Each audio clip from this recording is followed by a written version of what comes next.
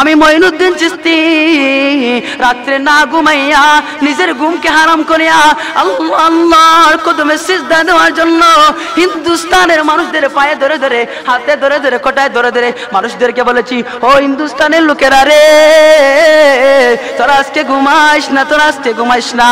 কেন ঘুমাইবে না জানো নি?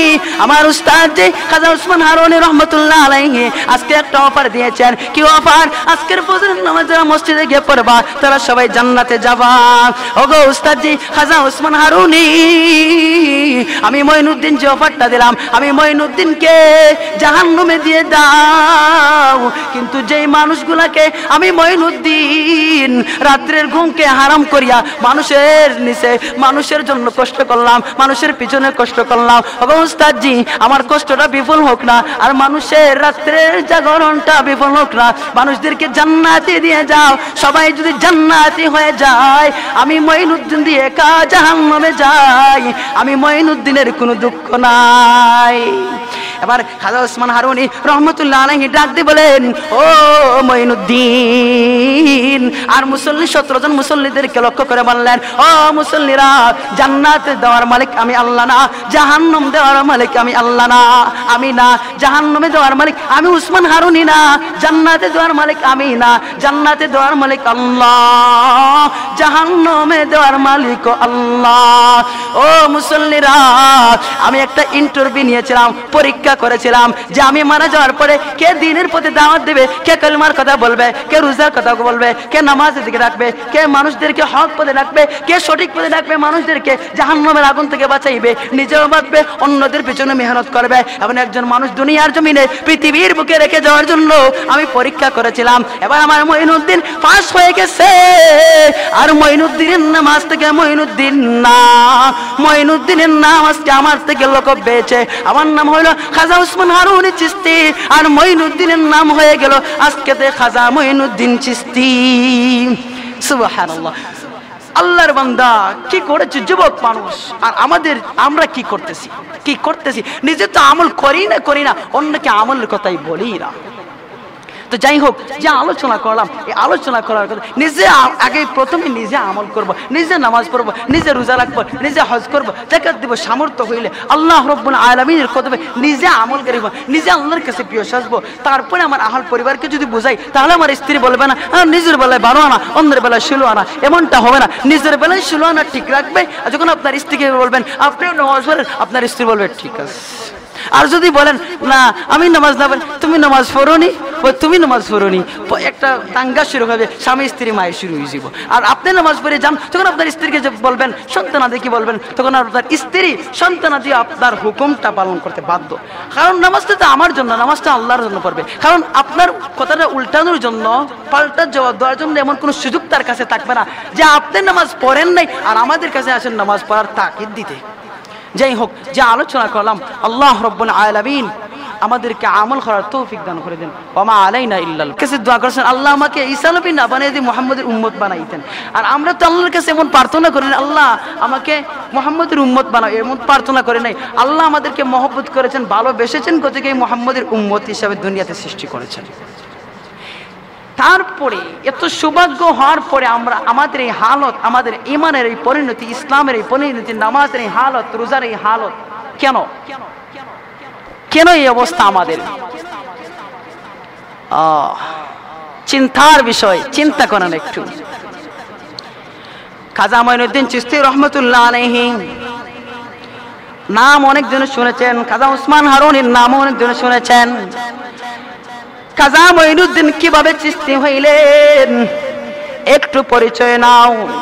খাজা মঈনুদ্দিন আমাদের মতো চলাফেরা করে কি মঈনুদ্দিন চিশতি হয়ে গেছেন? না না, মঈনুদ্দিন আমাদের মতো চলাফেরা করে মঈনুদ্দিন চিশতি হয় নাই। খাজা ওসমান হারুনি আমাদের মতো চলাফেরা করে খাজা ওসমান হারুনি হয় নাই। শাহ আশরাফ আলী থানভী রহমতুল্লাহ আলাইহি আমাদের মতো চলাফেরা করিয়া, আমাদের মতো মন চাহে জিন্দগি চালাইয়া এইরকম ভাবে আল্লাহর কাছে তো প্রিয় হয় নাই। আর শাহ আশরাফ আলী থানভী হয় নাই। অনেক মেহনত করেছে, আল্লাহর কদমে সিজদা দিয়েছে, দিনে অনেক সময় লাগাইছে। আল্লাহকে এরা চিনার মতো চিনেছে, এর কথা কি আল্লাহ এদেরকে চিনেছেন। আপনি আল্লাহকে চিনেন, আল্লাহ রাব্বুল আলামিন আপনাকে চিনবেন। আপনি আল্লাহর দিকে যদি এক হাত অগ্রসর, আল্লাহ দুই হাত অগ্রসর হবে। আল্লাহ ডবল। খাজা মঈনুদ্দিন চিশতি রহমাতুল্লাহ আলাইহি বোঝার জন্য সেই ঘটনাটা তুলে ধরলাম। খাজা মঈনুদ্দিন চিশতি রহমাতুল্লাহ আলাইহি এর উস্তাদ যে একজন আল্লাহর ওলি ছিলেন, খাজা উসমান হারুনি রহমাতুল্লাহ আলাইহি একদিন খলিফা নিযুক্ত করার জন্য ইন্টারভিউ নিয়েছিলেন, কিভাবে খলিফা নিযুক্ত করা যায়। কারণ খাজা উসমান হারুনির বয়স অনেক হয়ে গেছে, বৃদ্ধ হয়ে গেছেন। কখন যেন মালাকুল মউত আজরাইল আলাইহিস সালাম উসমান হারুনিকে ধরবেন আর দুনিয়া থেকে চলে যাবেন, এমন চিন্তা মনের ভয় ওনার বুকের মধ্যে, কলবের মধ্যে জেগেছে। আমি কখন যেন মারা যাব, আর দিনের দাওয়াত দেওয়ালা মানুষজন থাকবে না। কে দিনের দাওয়াত দিবে? কে নামাজের পথে মানুষকে ডাকবে? কে রোজার পথে মানুষকে ডাকবে? কে হজ্জের পথে মানুষকে ডাকবে? কে যাকাতের পথে মানুষকে ডাকবে? কে কালিমার দাওয়াত দিবে? এমন একজন মানুষ আমি যাওয়ার আগে আগে একজন মানুষকে খলিফা নিযুক্ত করে তাকার যাওয়ার প্রয়োজন। খাজা উসমান হারুনি রহমতুল্লাহ আলাইহি এবার ফজরের নামাজে পড়লেন, ফজরের নামাজ দাঁড়াইলেন, সূরা ফাতিহা পড়লেন, পড়ার পরে আল্লাহর বান্দা খাজা উসমান হারুনি এবার ডান দিকে সালাম পেলেন, আসসালামু আলাইকুম ওয়া রাহমাতুল্লাহ। বাম দিকে সালাম পেলেন, আসসালামু আলাইকুম ওয়া রাহমাতুল্লাহ। আল্লাহর বান্দা খাজা উসমান হারুনি এবার মুসল্লিদেরকে উদ্দেশ্য করে কোনো কিছু বলতে চেয়েছেন। খাজা উসমান হারুনি মুসল্লিদেরকে মুখ করে বললেন, ও মুসল্লিরা তোরা কয়জন?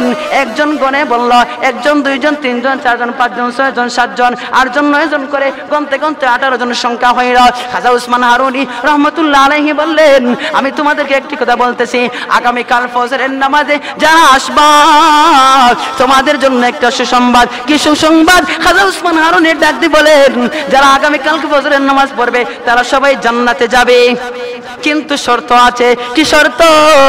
আপনারা কয়জন? 18 জন। এই 18 জন ব্যতীত কেউ যদি আসে, 18 জন থেকে 19 জন যদি হয়, যে বলে দিবে আমি অফারটা দিছি, যে বলে দিবে সে জাহান্নামে যাবে। শর্ত।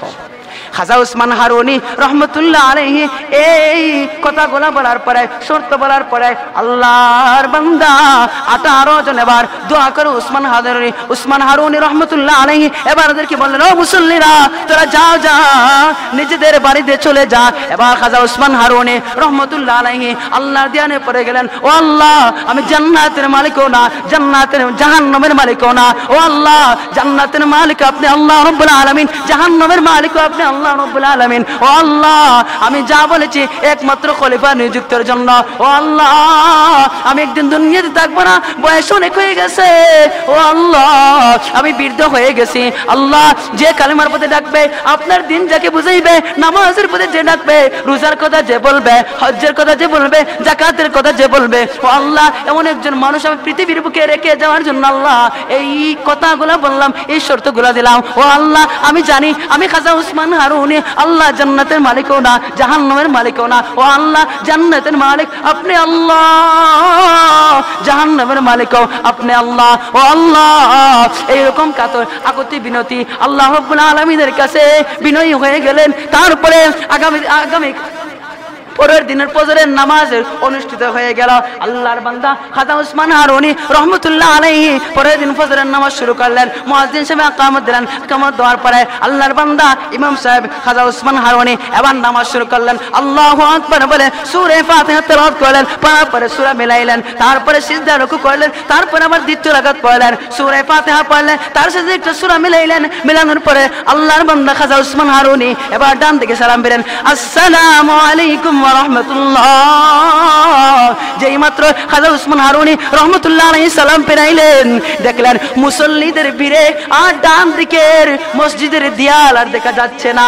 এবার আল্লাহর বান্দা খাজা উসমান হারুনি বাম দিকে সালাম ফেরাইলেন, আসসালামু আলাইকুম ওয়া রাহমাতুল্লাহ। আল্লাহর বান্দা সালাম ফেরাইলেন, সালাম ফেরাই দেখলেন বাম দিকের মসজিদের দেয়াল আর দেখা যাচ্ছে না। কেন দেখা যাচ্ছে না? মুসল্লিদের ভিড়ে আর বাম দিকের দেয়াল দেখা যাচ্ছে না। আল্লাহর বান্দা খাজা উসমান হারুনি এবার এবার সালাম ফিরায় মুসল্লির দিকে মুখ করে বসলেন, বসার পরে বললেন, হে মুসল্লিরা কেরাম, আমি গতকালকে কি বলেছিলাম? বলে হুজুর আপনি বলেছিলেন আজকের ফজর নামাজ যারা পড়বে তারা জান্নাতে যাবে। বলে শর্ত কি দিয়েছিলাম? শর্ত দিয়েছিলেন যে বলে দিবে সে জাহান্নামে যাবে।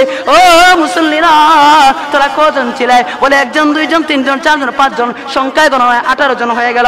একজনকে নিয়ে বললো হুজুর আমরা 18 জন ছিলাম। ও মুসল্লিরা তাহলে এই 18 জন ব্যতীত আমি যে কিছু বলেছিলাম 19 জন যে হয়ে যাবে, যে বলে দিবে সে জাহান্নামে যাবে। তাহলে কে বলে দিয়েছো সে জাহান্নামে যাবে?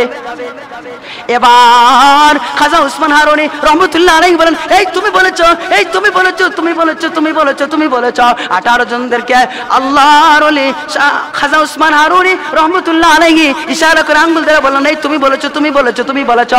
বলে না না না না না উস্তাদজি আমি বলি নাই, আমি বলি নাই উস্তাদজি, আমি বলি নাই। 17 জন অস্বীকার করলো, ও উস্তাদজি আমি বলি নাই, কাউকে নামাজের দিকে আহ্বান করি নাই, জান্নাতের শীর্ষ সম্পদটা অফারটা আমি দেই নাই। তাহলে কে দিয়েছে? ছোট্ট যুবক খাজা মঈনুদ্দিন চিশতি রহমাতুল্লাহ আলাইহির আসামির বেশে, অপরাধীর বেশে একটা চাদর মাথার মধ্যে রুমালে পেঁচাইয়া আর মাথার নিচের দিকে করে সবার পিছনের দিকে মাথাটা নয়ে বসে আছে। এবার খাজা উসমান হারুনি ডাক দিকো, হে যুবক তুমি কেন মাথাটা নিচু করে আসো? চাদরটা কেন তোমার মাথার মধ্যে? তোমার কি কারণ? তুমি কেন এমন হয়ে গেলা? সবাই মাথা উঁচু করে আসে আর তুমি তোমার মাথাটা কেন নিচু করে আসো? এবার খাজা মঈনুদ্দিন চিশতি রহমাতুল্লাহ আলাইহি কেঁদে কেঁদে খাজা উসমান হারুনি রহমাতুল্লাহ আলাইহিকে ডাক দিয়ে বলে, ওগো